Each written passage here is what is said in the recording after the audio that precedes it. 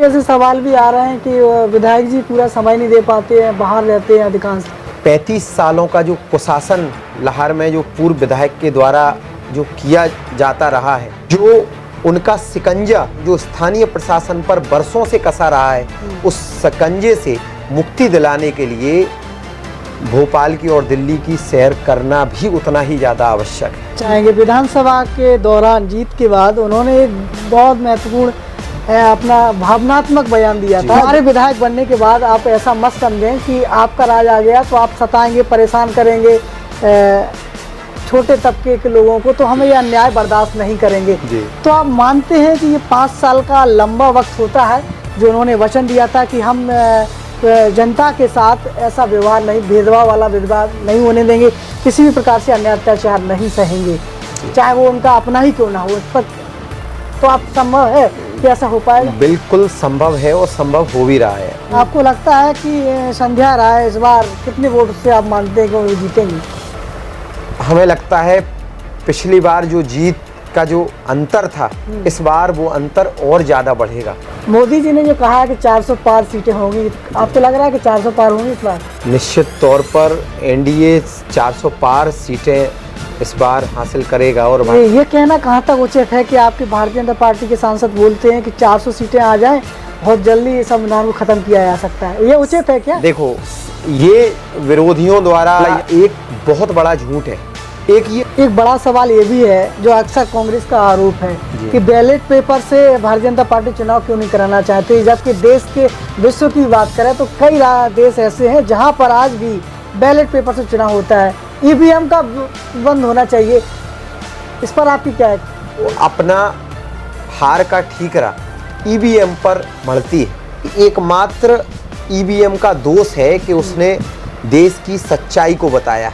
EVM से गड़बड़ी नहीं हो पा रही, ईवीएम से बूथ कैप्चरिंग नहीं हो पा रही, वजह से कांग्रेस ईवीएम पर दोष लगाती है और अपना रोना रोती है।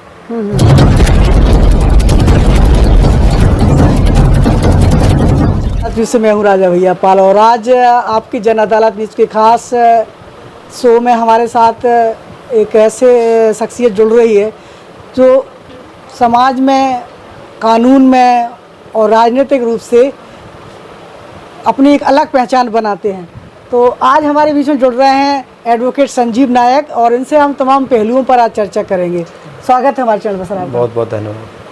शुरुआत कहाँ से करें, एक राजनीतिक विश्लेषक के रूप में या कानून में, कानून की तरफ पे जाएं या स्पोर्ट के रूप में जाएं या समाज सेवा के रूप में पूछें? जो भी आपको ठीक लगे। हमें लगता है हर व्यक्ति के अपने अलग अलग रूप होते हैं, हर विषय में, हर क्षेत्र में वो काम करता है। तो जिस विषय में भी आप प्रश्न करेंगे हम प्रयास करेंगे। पहला प्रश्न तो हमारा स्पोर्ट को, युवाओं को लेकर के होगा, क्योंकि अक्सर हम आपको रनिंग के तौर पर देखते हैं। आप अयोध्या हो, भोपाल हो, आप मैराथन दौड़ में भी जाते हैं और कहीं ना कहीं दौड़ते हुए भारत की तरफ आप दौड़ लगा रहे हैं। जैसे आपने रनिंग के विषय में आपने बात करी और हम चाहेंगे कि आपके माध्यम से तमाम सारे युवाओं को हम ये बता पाएँ कि आप अपने जीवन में जितनी भी व्यस्तता आपकी रहती है, आप अपने जीवन में कम से कम 1 घंटा नियमित रूप से आप अपने स्वास्थ्य को आप दीजिए। चाहे वो रनिंग रनिंग करके आप दे सकते हो, चाहे योग करके दे सकते हो, चाहे आप खेल कूद में दे सकते हो। लेकिन अगर आप फिजिकल गतिविधियों के लिए अगर आप नियमित रूप से 1 घंटा देते हो तो आपके शरीर का भी विकास होगा और मानसिक रूप से भी आप स्वस्थ रहोगे, और वो बहुत आवश्यक है। संजीव नायक जी, आपका जो हमने देखा है, आपका समाज सेवा से भी जुड़े हुए व्यक्ति हैं और तमाम लाहौर विधानसभा क्षेत्र के गांव में आपने दौरा किया और लोगों को अवेयरनेस किया। जिस तरीक़ा से हमारा नशे की गिरफ्त में हमारा युवा जकड़ रहा है, आज हम देख रहे हैं कि युवा, अधिकांश युवा कोई ना कोई नशा तो कर रहा है। जी। अपने जीवन को ख़त्म करने के प्रयास में लगातार वो जारी रहता है। तो हम कैसे आप अपने इस मिशन में सफल होंगे? आप क्या नशा मुक्त युवाओं को आप तैयार करेंगे लाहौर में? जो आपका पहला प्रश्न था और जो आपका अभी प्रश्न है, वो दोनों एक दूसरे से जुड़े हुए प्रश्न हैं। जो युवा स्वास्थ्य की तरफ जागरूक होगा वो निश्चित तौर पर नशे से दूर रहेगा। जो युवा नशे से दूर रहेगा निश्चित तौर पर वो स्वस्थ होगा। हमारा क्षेत्र जहाँ पर हम रहते हैं, ये आपकी हमारी नैतिक जिम्मेदारी बनती है कि हम अपने जहाँ पर हम रहते हैं हम उसी क्षेत्र को अपना देश माने।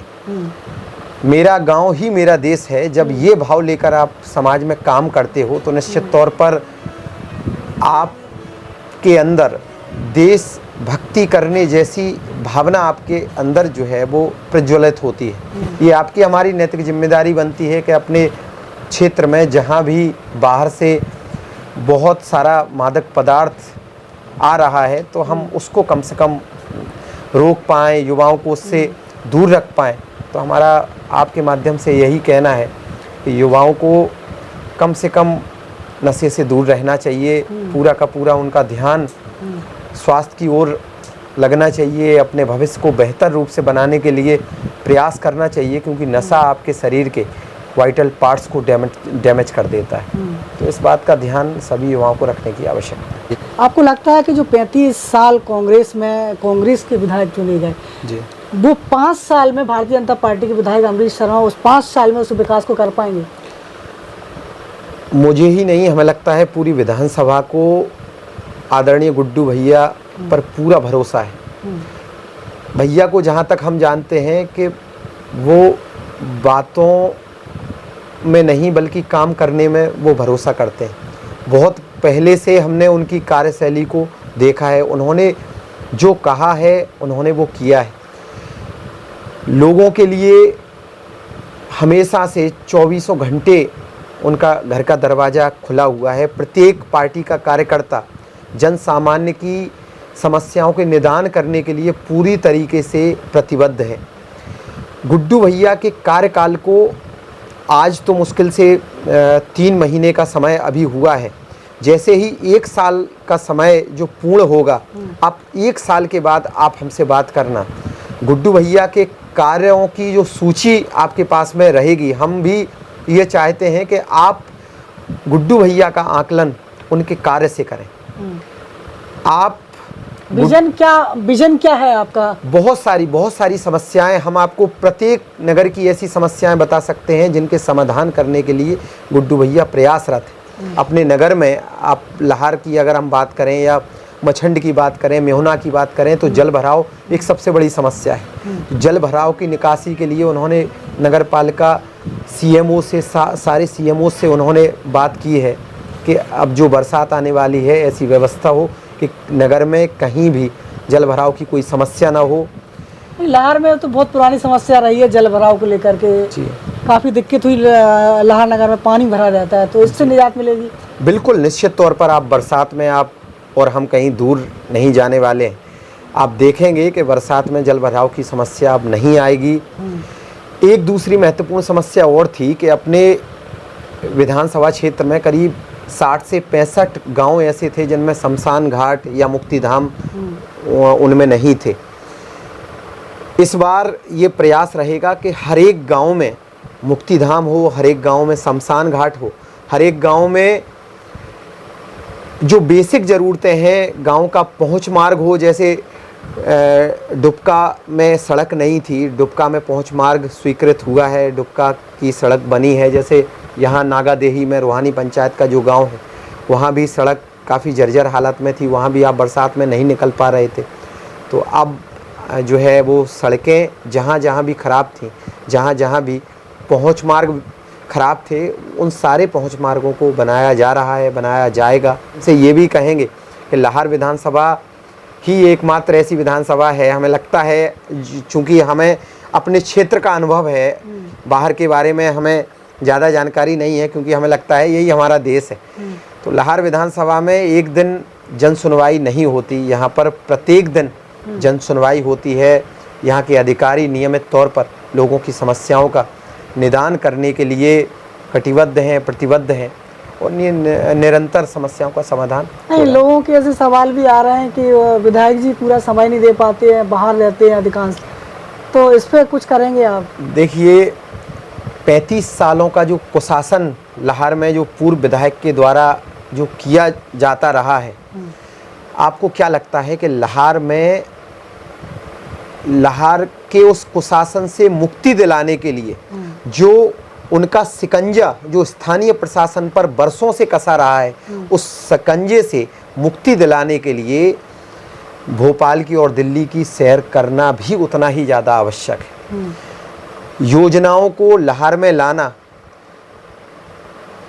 विधायक निधि से योजनाओं का क्रियान्वयन हो, शासन से मूलभूत राशि योजनाओं के लिए आए, इसके लिए निश्चित तौर पर हमारे जो मंत्रीगण हैं उनसे नियमित रूप से मिलना, माननीय मुख्यमंत्री जी ने जैसे सार्वजनिक रूप से पुल के निर्माण की बात उन्होंने कही थी, लिलवारी पुल को लेकर उन्होंने घोषणा की थी, तो ये सारा कुछ जो है वो विधायक जी के प्रयास के कारण ही संभव है और वो निरंतर इसी प्रयास में है कि उनके कार्यों के आधार पर उनका आकलन हो।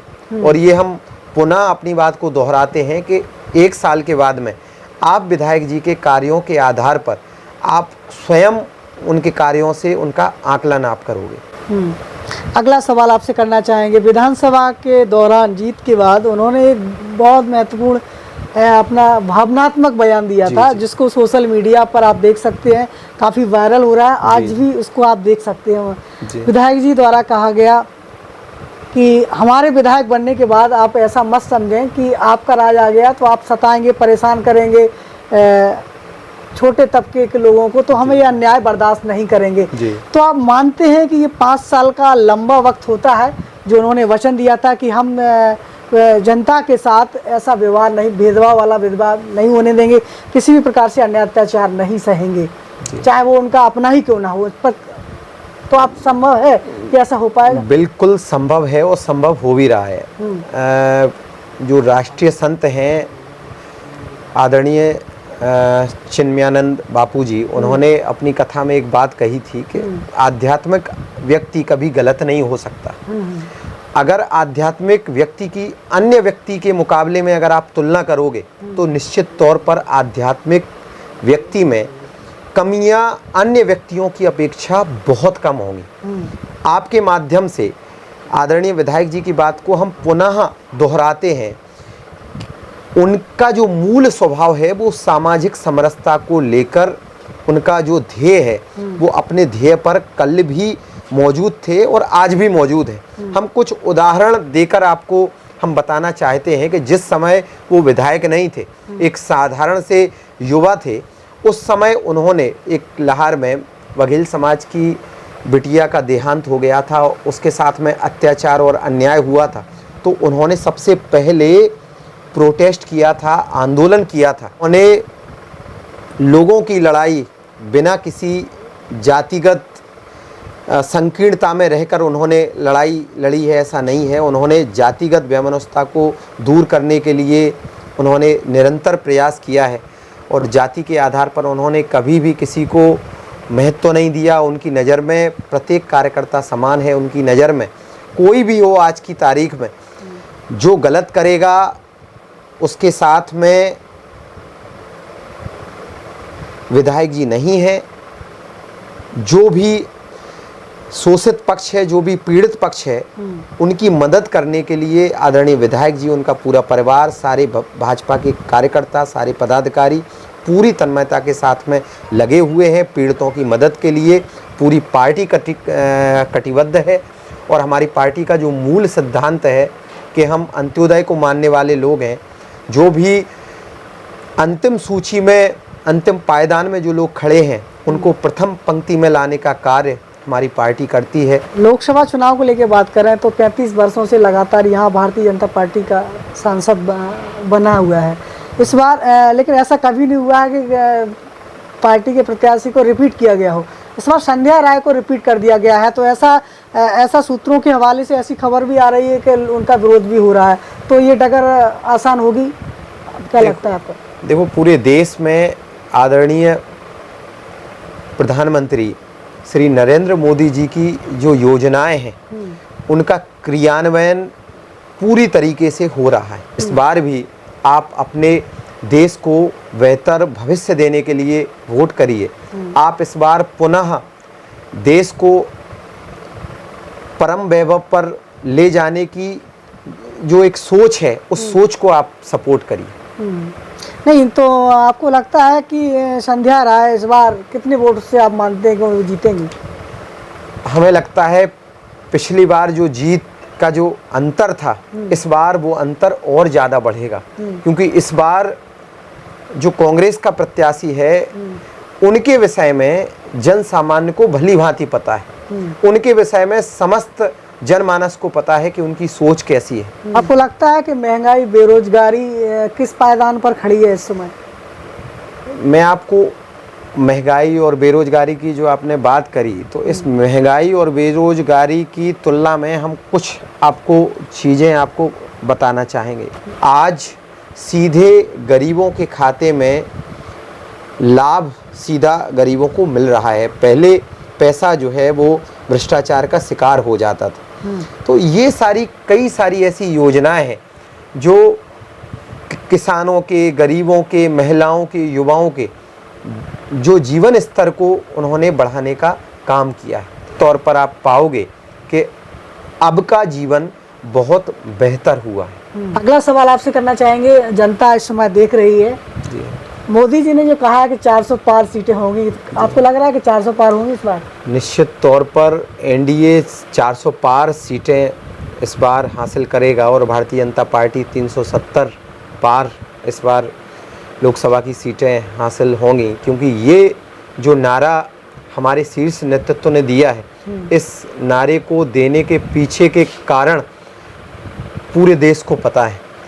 इस बार जो देश में राष्ट्रवाद की बयार जो चली है, इस बार पूरे देश में जो आध्यात्म की बयार चली है, इस बार पूरे देश में जो स्किल डेवलपमेंट की बयार चली है, इस बार पूरे देश में किसानों के सम्मान को लेकर जो केंद्र सरकार की जो योजनाएं हैं, पूरे देश में जो माहौल बना है, उस माहौल से आप और हम अनभिज्ञ नहीं हैं।